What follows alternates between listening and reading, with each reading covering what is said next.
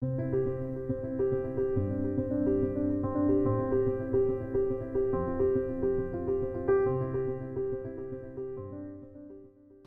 hemlock, I think, for me, again, this is speaking for me personally, has been a real inspiration, but it's also been a wonderful medicine in some sense, because I'm now 75, and for the last few years, really, retired and beginning to think about death. And of course, when I was working, I was a university faculty member, and every day I had a full schedule, and I didn't have time to think about anything except my job.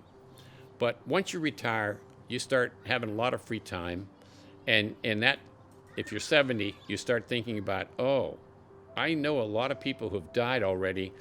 I'm gonna die. It's the first time it really hits you, at least the first time it hit me. And so being in hemlock has been kind of a medicine, because it's taken something like death, which is a very scary notion, and made it much less scary for me.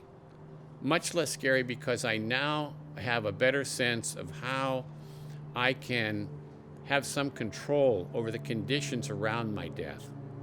It doesn't mean that I can control my death in any real sense, but what it does mean is that I understand now how I could bring my life to a peaceful death. And I think for most of us, it's not death that scares us. It's the fear about how we're going to die. And we think about these terrible situations where you're bedridden, and you're helpless, and you're dependent upon others, and you're subjected to every indignity you can imagine. That's what scares people.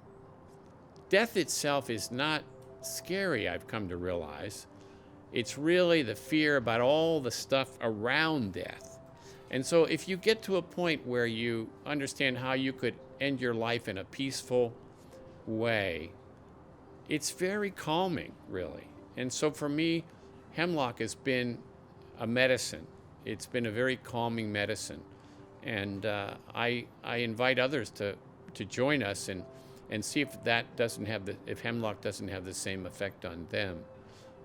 And also, I think just talking about these issues, talking about dying, and talking about the conditions that you want to die in, as opposed to the conditions that typically people thrust you into at the end of your life.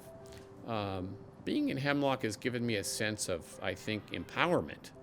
It gives me a sense that I have more control over my death. Of course, I may have a stroke tomorrow, be paralyzed, and lose that control. But the chances are much greater that I'll actually have some control over my death.